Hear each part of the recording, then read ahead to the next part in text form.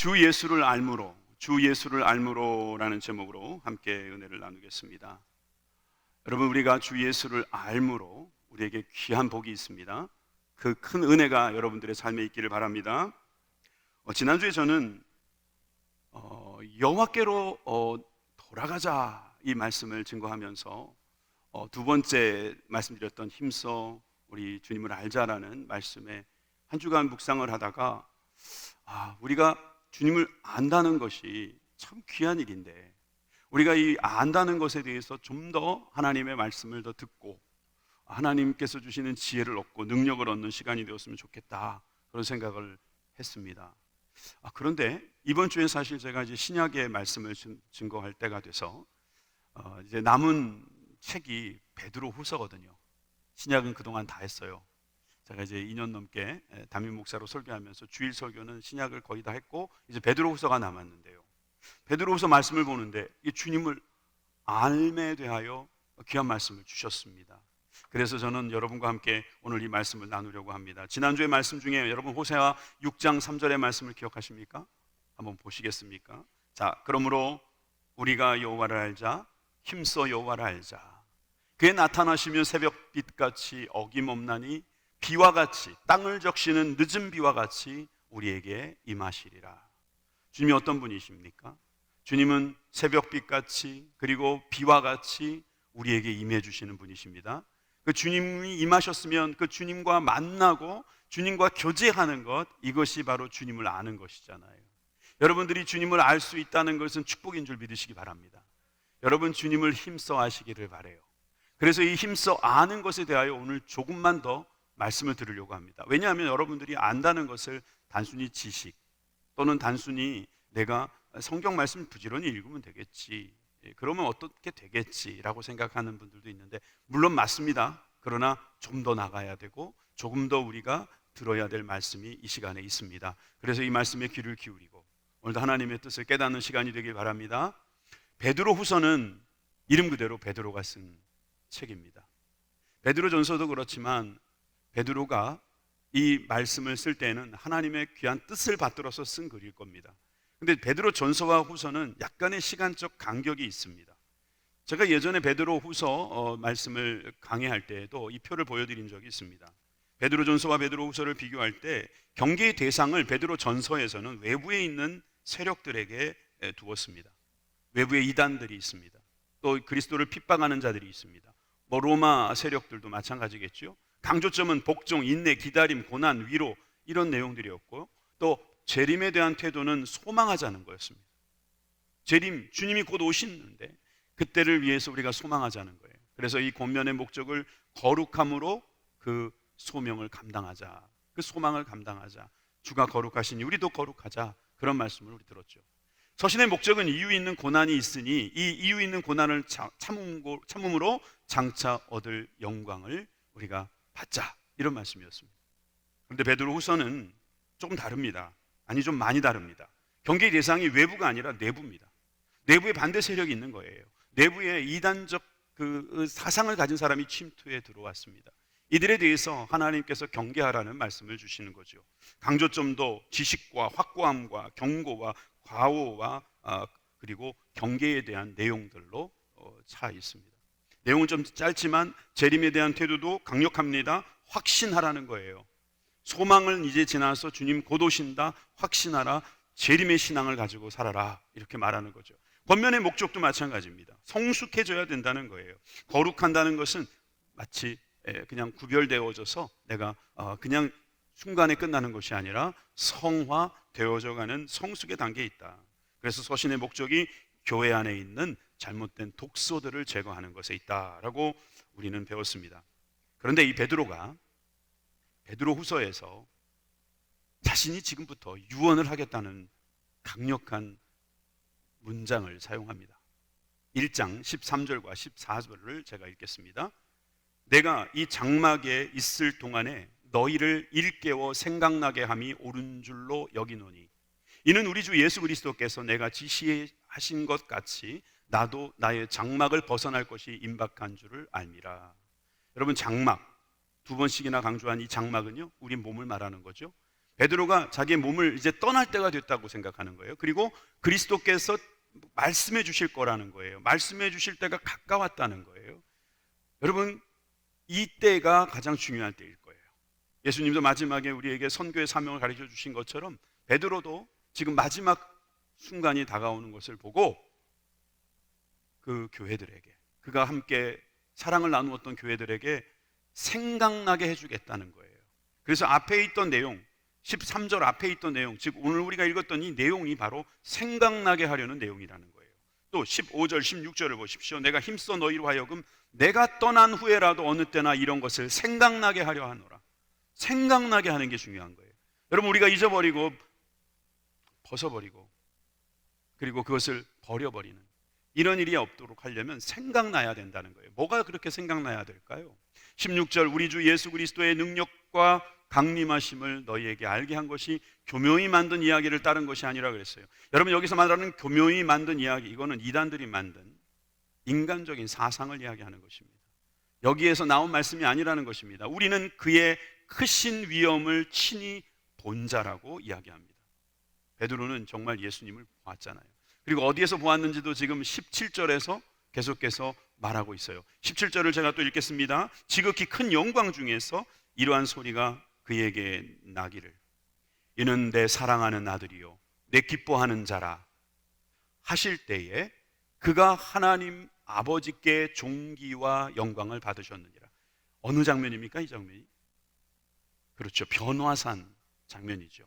변화산에서 예수님이 세상에서 빨 수 없었던 그 흰 옷을 입고 그 광명을 바라보고 계시고 그 음성을 듣고 계시는 것을 베드로가 목격했다는 거예요. 그래서 18절에는 이 소리는 우리가 그와 함께 거룩한 산에 있을 때에, 그렇죠, 변화산에 있을 때에 하늘로부터 난 것을 들은 것이다. 아까 16절에는 본 자다, 이번엔 들은 것이다. 여러분, 이것은 다시 말해서 경험했다, 체험했다. 여러분, 그 말 하고 있는 것입니다. 여러분, 우리가 종교인은 많습니다. 체험이 없는 분들을 말하는 것입니다. 그저 막연하게 천지신명께 비나이다 하듯이 천지에 누가 있으면 그분이 나에게 응답해 달라는 거죠. 모르고 그저 그냥 막막하게 가는 그런 사람들이 있습니다. 그러나 베드로는 말합니다. 나는 보았다는 겁니다. 나는 들었다는 것입니다. 이런 체험적인 신앙이 있어야 된다고 우리들에게 또 말해주는 것 같습니다. 여러분, 이럴 때에 생각나게 하려는 것이 있는 거예요. 생각나게 하려는 것이 두 가지가 있는데, 첫째는 받은 것이고요, 둘째는 해야 할 것이에요. 그래서 먼저 받은 것이 있다는 것을 알므로, 여러분, 우리가 이것이 바로 하나님께서 베드로를 통해서 또 우리에게 주시는 하나님의 알게 하시는, 그리고 생각나게 하시는 뜻인 줄 믿으시기 바랍니다. 자, 그래서 첫째, 받은 것이 있습니다. 여러분, 우리는 받은 것이 있습니다. 여러분들이 안 받았다고 우겨도 안 돼요. 받았습니다. 여러분들은 많은 것을 받았습니다. 여러분들이 처음부터 갖고 태어나신 건 없습니다. 다 받은 것입니다. 태어나니까 옷을 받았어요. 그죠?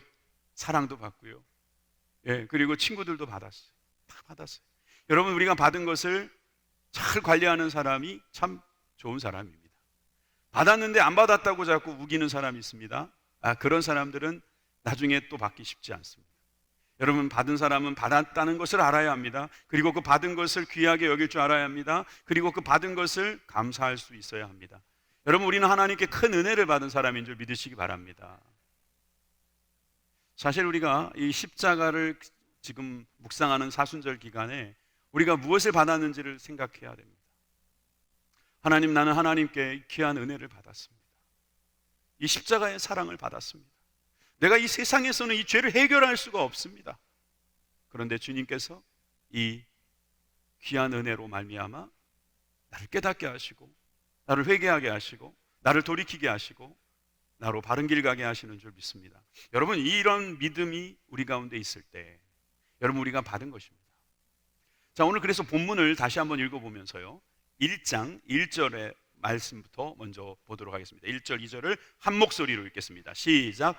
예수 그리스도의 종이며 사도인 시몬 베드로는 우리 하나님과 구주 예수 그리스도의 의를 힘입어 동일하게 보배로운 믿음을 우리와 함께 받은 자들에게 편지하노니 하나님과 우리 주 예수를 알므로 은혜와 평강이 너희에게 더욱 많을지어다.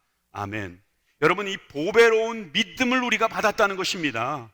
값진 보배, 여러분 이 보배 같은 믿음, 여러분 이 세상이 갖고 있는 어떠한 것보다 더 귀한 믿음을 주님이 주셨습니다.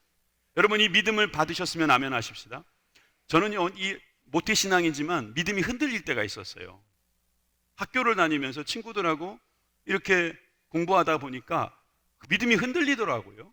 선생님들이 가르쳐 주는 것도 창조론이 아니라 진화론이었어요. 원숭이가 진화해서 사람이 됐다 그래요. 그 말을 듣고 전 되게 충격을 받았어요.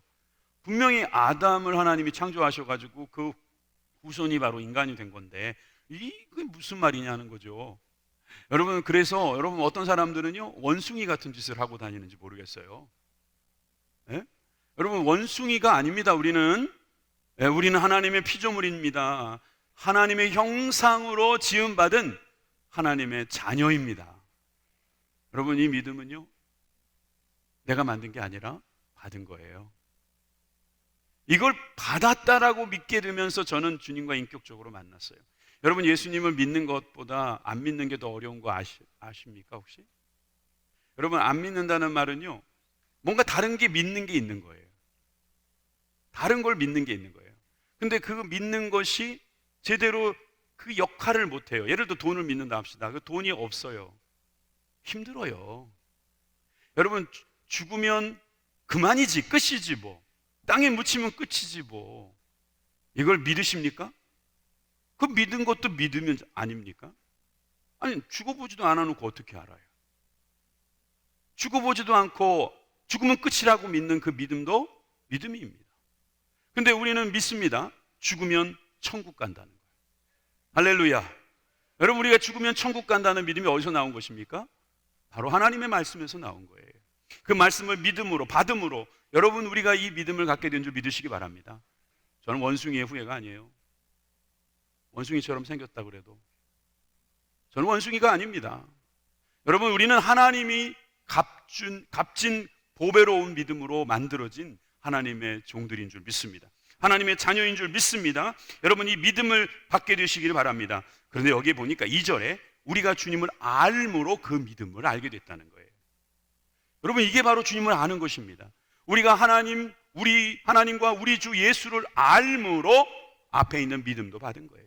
여러분 이 평강이 우리 가운데 있기를 바랍니다. 이 은혜가 우리 가운데 있기를 바랍니다.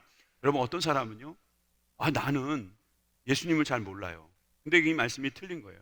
예수님 믿으시죠? 그럼 믿는데요. 그럼 믿으시면 안다는 거예요. 여러분 알기 때문에 하나님이 믿음을 주신 거예요. 아는 사람에게 하나님 믿음 주십니다. 하나님을 아는 사람이 바로 믿음을 가진 사람입니다. 받은 겁니다. 받은 거. 여러분 난 받은 게 없다면 하나님하고 아무 관계가 없는 겁니다. 아무 관계 없는 사람한테 주는 사람이 어디 있습니까? 관계가 있기 때문에 하나님이 주신 거예요. 그러므로 여러분 잘 생각하셔야 합니다. 우리가 안다는 것은 머리로 아는 것이 아니라 우리가 관계적으로 안다는 거예요. 자, 또 이 말씀을 우리가 보아야 되겠습니다. 3절입니다. 그의 신기한 능력으로 생명과 경건에 속한 모든 것을 우리에게 주셨으니. 이 귀한 말씀을 여러분 잘 들으시기 바랍니다. 신기한 능력입니다. 세상은 알 수 없는 신기한 능력으로 생명과 경건에 속한 모든 것, 이것을 우리 주님께서 주셨습니다. 믿으시면 아멘 하십시다. 여러분 아멘 하시는 분들에게 여러분들은 생명과 경건의 모든 것이 있다는 사실을 여러분 인정하신 것을 깨달으셔야 합니다. 신비한 능력입니다. 어떻게 우리가 이것을 알게 됐을까? 설명하기 어렵습니다. 그렇지만 신비한 능력으로 우리는 생명, 즉 영생이라는 것을 받았고 경건, 주님을 닮아가는 것을 받았고 이것이 이런 모든 것들이 바로 하나님께서 주신 것을 우리는 받은 것입니다. 이게 주님과 우리와의 관계 가운데 일어난 일이에요. 여러분 주님 아십니까? 알고 있다는 거예요. 바로 주님이 여러분들을 아시고 여러분들이 이제 주님을 알고 있는 거예요. 그 믿음을 받았기 때문에. 여러분 저도 예수님을 잘 못 믿었다 그랬죠. 그런데 예수님을 믿게 된 것은 제가 교회를 그래도 열심히 다녔습니다. 주일 되면 교회 다 갔어요. 기도원 가자 그러면 기도원 갔습니다. 수련회 가자면 수련회 갔습니다. 기도하라면 기도했습니다. 헌금하라면 헌금하고 말씀드리면 말씀 듣고 그게 순종하다 보니까 정말 믿음은 들음에서 나더라고요. 야, 이거 예수님이 믿어지기 시작하는데요. 전 솔직히 요즘엔요, 안 믿는 게 더 힘들어요. 안 믿는 게 더 힘들어요. 안 믿으면 불안해서 어떻게 사나 싶어요. 아이고, 야, 이렇게 힘든 세상에 이게 죽음이 끝이라고 생각한다면 그 남은 삶을 어떻게 생각하며 살아갈까? 참 불쌍한 거예요. 여러분, 우리가 이 믿음을 받은 줄 믿습니다. 여러분, 어떻게 받았다고요? 주님을 알므로요.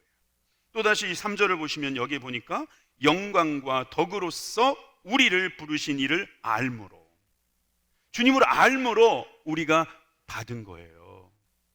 주님이 아셨기 때문에, 우리가 주님을 알기 때문에. 여기서 알미라고 하는 단어에 좀 여러분 주목해 주세요. 이 알미라는 단어는요, 에피그노시스라고 하는 단어를 씁니다.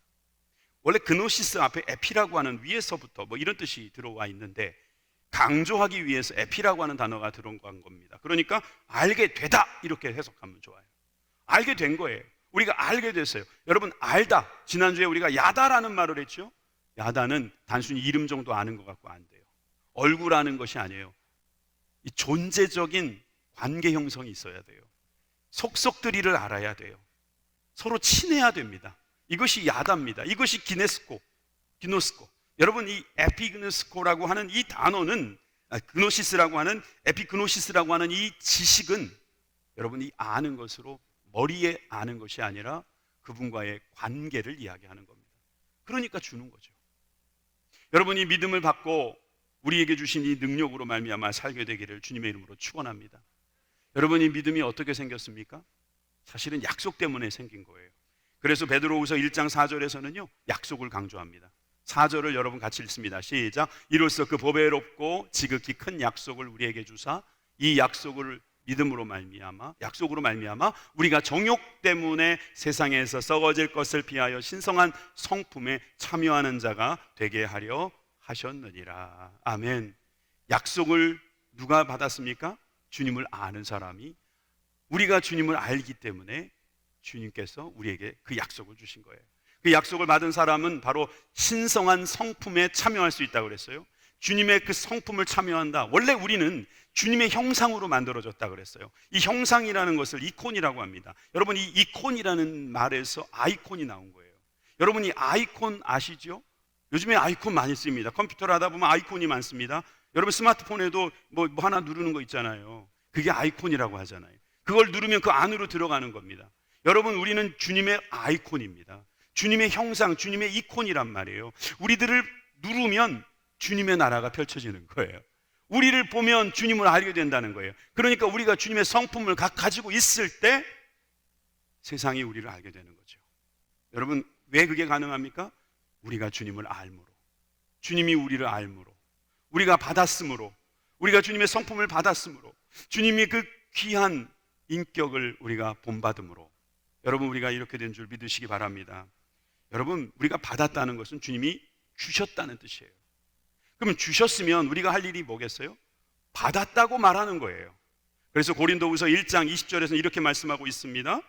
하나님의 약속은 얼마든지 그리스도 안에서 예가 되니, example이 아니고요, yes예요. yes. accept하라는 거예요. 예가 되니, 그런즉 그로 말미암아 우리가 아멘하여 하나님께 영광을 돌리게 되느니라. 제가 돈이 좀 생겨서 여러분들에게 1조를 계좌로 보내드렸습니다. 그럼 여러분들이 받은 줄로 알고 예스 하고 가서 들어가서 찾아야지 여러분 거 되는 거 아닙니까? 평생 거기 들여다보지 않으면요, 여러분께 안 되는 거예요. 주님이 우리에게 약속을 주셨습니다. 보내주셨습니다. 그럼 여러분 예스 하면 되는 겁니다. 예. 유재석이라는 분이 진행하는 무슨 프로가 하나 있어요. 뭐 퀴즈를 푸는 프로예요. 뭐 한참 이야기하다가 마지막에 You quiz? 그러니까 yes 이러더라고요. 간혹 가다가 no 하는 사람이 있어요. 자신이 없다는 거예요. 상 못 받더라고요. 아무리 지식이 있어도요, 못 받는 거예요. 여러분, yes 하시기를 바랍니다. 이런 말에도 아멘 안 하시는 분들이 계시네요. 여러분, 모든 것이 다 아멘이 되는 거예요. 주님이 주시는 생명과 경건의 모든 것을 여러분들이 받기를 원하시면 아멘 하시기 바랍니다. 여러분, 하나님이 주신 말씀을 아멘으로 받는 거예요. 여러분, 이것이 바로 우리가 주님을 아는 거예요. 우리가 주님을 알므로 받는 것입니다. 받은 것은 주님을 알고 있다는 증거이기도 합니다.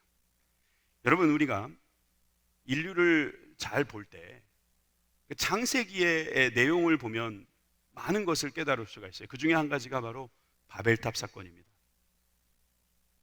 바벨탑 사건이 있었던 그 배경은 사실 많은 사람들이 지식이 올라갔기 때문일 거예요. 그들이 인구가 좀 많아졌기 때문일 겁니다. 그 요즘 도시 같은 느낌이 들죠. 많이 모이고 많은 지식들이 모이고 많은 재능들이 모이다 보면 뭐 여러 가지 일들이 벌어질 수 있습니다. 근데 그들이 했던 일은 건축하는 일이었습니다. 그래서 쌓기를 시작했습니다. 그리고 높아지기를 원했습니다. 그래서 하나님께까지 올라가 보자 그랬습니다. 그랬을 때 그들이 했던 말이 있습니다. 창세기 11장 3절입니다. 서로 말하되, 자, 벽돌을 만들어 견고히 굽자 하고 이에 벽돌로 돌을 대신하며 역청으로 진흙을 대신하고. 여러분, 이 말이 현대 문물, 좀 더 과학적이고 세련된 것으로 했다라고만 생각하지 마십시오. 왜냐하면 여기에는 의미가 있는 것입니다. 여러분, 이 벽돌이라는 것과 석청은 원래 돌과 진흙이 했던 것을 대신하는 겁니다. 그럼 여러분, 돌과 진흙이라는 것을 주님께서 왜 우리에게 주셨을까요? 특별히 이 돌을 쌓는다는 것은 제단을 쌓을 때 주님이 뭐라고 말씀하셨냐면 정을 되지 말라고 했습니다. 돌을 있는 그대로 쌓으라고 했어요. 그것을 다듬어 가지고 뭐 어떻게 하란 말이 아니에요. 도리어 정을 대지 말고 있는 돌을 그대로 쌓아라 그랬어요. 여러분, 이것은 주님이 주신 있는 그대로를 받으라는 뜻입니다. 여러분, 우리가 보면 좀 부족한 게 많은 것 같지만 하나님은 우리에게 온전하게 다 주셨습니다. 여러분들이 받으셔야 합니다. 하나님의 말씀도 어떻게 보면 현대에 안 맞는 것 같습니까? 그런다고 정지를 합니까? 아닙니다. 물론 벽돌을 쌓으면, 벽돌로 만들면서 다듬어 놓으면 오래 높이 쌓을 수 있을지 모릅니다. 그런데 하나님의 뜻은 그게 아니에요. 있는 그대로 두라는 거예요. 특히 진흙이라고 하는 것은 우리들의 모습이잖아요. 이 진흙으로 돌을 쌓는다는 것은 어찌 보면 우리가 서로 하나가 되어서 예배를 드리라는 뜻인데, 이 진흙을 석청으로 바꾸는 거예요. 그럴듯하지요. 뭔가 더 세련돼 보이고요, 더 오래 갈 것 같지요. 여기에 바로 우상이 들어오는 거예요. 더 보암직도 하고 먹음직도 하고 지혜롭게 할 만큼 탐스럽기도 한 그런 석청 같은 것 때문에 사실 진흙을 버리는 거예요. 사람을 버리고 하나님의 말씀을 불순종하면서 자기 좋은 대로 잘라내고 다듬어서 자기가 지었다고, 내가 하나님보다도 높아졌다라고 말하는 것이 바로 우리 인류가 되었던 것이죠. 여러분, 우리가 받은 것은 그대로 받아야 됩니다. 거기에서 빼거나 더하지 않아야 합니다. 주님께서 주신 생명과 경건의 모든 것을 받으실 때 아멘으로 받는 저와 여러분들이 되기를 주님의 이름으로 축원합니다. 그래서 시편 기자는 이렇게 고백했습니다. 여호와의 친밀하심이 그를 경외하는 자들에게 있으며 그의 언약을 그들에게 보이시리로다. 주님을 안다는 건요, 주님과 친하다는 뜻이에요. 주님과 감탄하면서 만난다는 거예요. 동물과 사람의 가장 큰 차이가요, 지능이 아니랍니다. 사람들 중에도 동물 지능보다 약한 분들이 있어요. 언어도 아니랍니다. 동물도 약간의 언어를 구사하고 있대요. 그런데 동물하고 사람의 가장 큰 차이는 뭐냐면 감탄의 차이랍니다. 동물이 감탄하는 경우는 없다는 거예요. 동물은 감탄하지 않아요. 경탄하지 않아요. 감동하지 않아요. 그냥 본능적이에요. 근데 사람은 감탄을 해요. 그래서 관계가 형성되는 거예요. 이걸 받은 거예요, 하나님 앞에. 하나님이 그걸 주셔가지고 우리가 사람들을 보면서 친해지는 거예요. 친한 사람은 서로를 향해서 감탄합니다. 이 감탄을 통해서 우리는 서로 알게 되는 것이죠. 여러분, 우리가 받은 것이 있음을 믿으시기 바랍니다. 받았다면 감탄하십시오. 여러분, 예배는 바로 감탄하는 거예요. 감탄이 넘쳐서 이 자리에 나온 것이 예배입니다.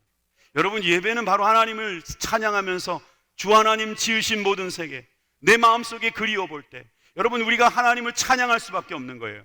만방의 모든 신은 헛된 것이니 오직 주만 찬양하겠습니다. 여러분, 주님과 알고 있다는 뜻이에요. 주님과 만나는 감탄이 있는 저와 여러분들이 되길 바랍니다. 그래서 우리는 첫 번째 받은 것이 있다. 이것이 바로 주님을 아는 것이고, 여러분 우리가 꼭 생각해야 될 것이다 말씀드릴 수 있습니다. 두 번째는 해야 할 일이 있습니다. 받은 것이 있는데 이 받은 것을 가지고 해야 할 일이 있는 거예요. 그냥 우리는 아무렇게나 그냥 사는 게 아니에요. 받은 것을 가지고 우리가 할 일이 있다고 성경은 가르쳐주고 있어요. 아까 우리가 무엇을 받았다고 그랬죠? 믿음을 받았다고 그랬어요. 그렇죠? 보배로운 믿음을 받았어요. 자, 이 믿음 가지고 어떻게 하나 한번 봅시다. 자, 오늘 본문의 5절에서 7절을 우리 다 같이 한 목소리로 읽겠습니다. 시작.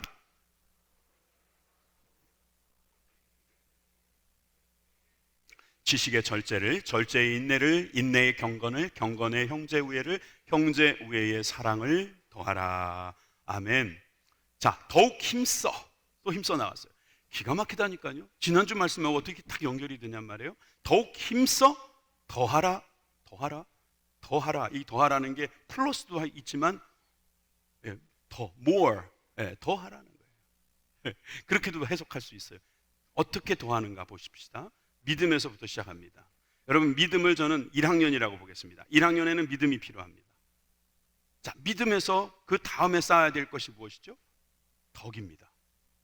여러분 잘 생각하십시오. 이 믿음은 주님이 계신 것을 믿는 거예요. 상 주시는 이 힘을 믿는 게 믿음이라고 그랬어요. 덕은 뭡니까?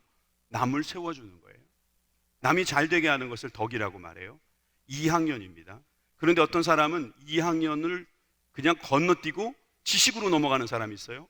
여러분, 지식은 3학년인데 2학년 없이 3학년 가신 성도들이 많더라고요. 한국 그리스도인들이 그런 분들이 많다고 자꾸 비판을 받는 거예요. 주님을 많이 아는 것 같아요. 성경도 많이 읽었어요. 그런데 덕이 없어요. 남을 세워주질 못하는 거예요. 남이 잘 되는 것을 하지를 않나요? 예. 제일 두려운 게 그거 아닙니까? 너도 교회 다녔어? 교회 다녔어? 그 속에 뭐가 있는 거예요? 교회 안 다니는 것처럼 보였다는 거예요. 어쩐지 너 교회 다니는 것 같더라. 이런 소리를 들어야죠. 예. 여러분, 덕이 우선입니다. 덕을 먼저 우리가 가지고 살아야 돼요. 크리스천들이 하나님 앞에 영광 돌릴 수 있는 건요, 우리가 선교하는 삶을 살 수 있다는 건요, 믿음 위에 바로 지식으로 올라가는 게 아니라 덕을 가지고 올라가는 거예요. 남들이 잘 되게 하는 거, 남들이 정말 복 받는 거를 기뻐하는 거예요. 세워주는 거예요. 되게 만드는 거예요. 그 다음에 통찰력, 지식을 받는 거죠. 여러분, 지식도 마찬가지예요. 이것도 사실은 3학년 과정인데 지식이 없으면 참 어려운 일이 많습니다. 동방 박사가 예수님이 태어나는 마을이 베들레헴인 줄 알았으면 헤롯한테 안 갔을 거 아닙니까? 그럼 헤롯은 거기에 메시아가 왔다는 내용을 까맣게 모르는 채 그냥 지나갔을 텐데, 그걸 알고 나니까 2살 이하의 아이들 다 죽여. 동방 박사가 주님을 아는 지식이 약했기 때문에 많은 사람이 죽었다. 뭐 이렇게 이야기할 수 있는 거 아니에요. 여러분, 우리가 지식이 없으면 많은 사람이 어려움에 처합니다. 여러분, 우리가 지식이 있기를 바랍니다. 통찰력이 있기를 바랍니다. 그 다음에 우리가 4학년으로 올라갑니다. 5학년인가요? 네, 4학년이죠. 4학년, 절제입니다. 절제. 절제는 자기가 컨트롤하는 거예요. 제어하는 거예요. 쉽게 말해서 내 핸들을 주님께 맡기는 거예요. 주님이 나의 주인이 되시면 되는 거예요. 여러분, 이렇게 절제가 있으면요, 가인과 같은 일을 안 해요. 가인에게 그러고 말씀하셨잖아요.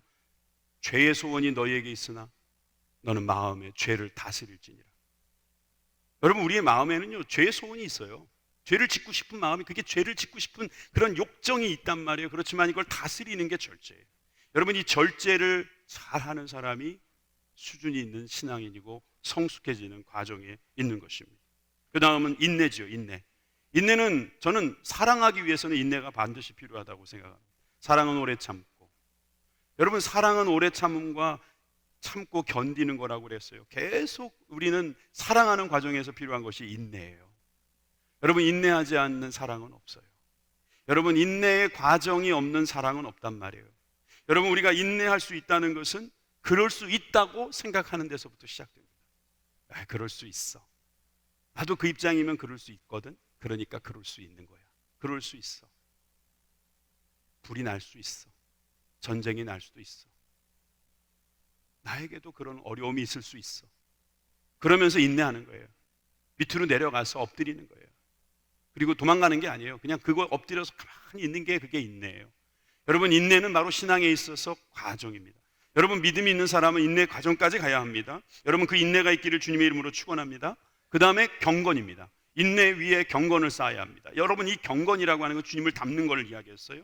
여러분, 주님께 물드는 것입니다. 주님과 같이 있음으로 말미암아 주님을 닮아가는 거예요. 여러분, 이 물든 사람은요, 나중에 더 이상은 변하지 않아요. 여러분, 물고기들이 그 소금물에 들어갔는데 살아 있어요. 왜 그랬어요? 왜 그럴까요? 그가 생명이 있기 때문이에요. 우리가 이 세상에 물들지 않고 하나님의 생명으로 물들어 있기 때문에 이 세상에 물들지 않는 거예요. 여러분, 이것이 바로 경건입니다. 우리가 하나님께 물들지 않으면 세상에 물듭니다. 그러므로 우리가 이 세상의 어려운 시절을 살아갈 때에 이 경건은 반드시 필요한 것입니다. 이 경건 위에다가 형제 우애를 쌓으라고 했습니다. 형제 우애는 온전한 사랑의 바로 전 단계예요. 형제 우애. 여러분, 형제도 못 사랑하면 보이지 않는 하나님 어떻게 사랑합니까? 여러분, 우리가 형제 우애가 말이 쉬운 것이지 나에게 돌아올 대가를 바라지 않고 사랑하는 것은 어려운 일입니다. 이 형제 우애까지 가기를 주님의 이름으로 축원합니다. 그리고 나서 바로 사랑이에요. 이게 믿음에서 사랑으로 가는 과정이구나. 여러분, 우리가 하나님을 사랑한다고 말할 때요, 하나님께서 이 과정을 통하여 사랑하도록 만들어 주시더라고요. 우리가 해야 할 것, 우리가 사랑이죠. 주님 사랑하는 것입니다. 더 사랑하는 것입니다. 그런데 그냥 사랑하는 게 아니라 덕과 지식과 그리고 절제와 인내와 경건과 형제 우애를 통해서 사랑하는 겁니다. 그래서 저 그림을 이렇게도 바꿀 수 있습니다. 믿음에서 사랑으로 가는 과정의 다리가 바로 덕, 지식, 절제, 인내, 경건, 형제 우애다. 이렇게 그림을 그릴 수도 있는 거죠. 여러분, 사람들은 믿음을 가지고 사랑에 이르는데 매우 힘겨워합니다. 그렇지만 보배로운 믿음을 가진 사람은 이 과정을 하나님을 사랑함으로 말미암아 묵묵히 걸어갑니다.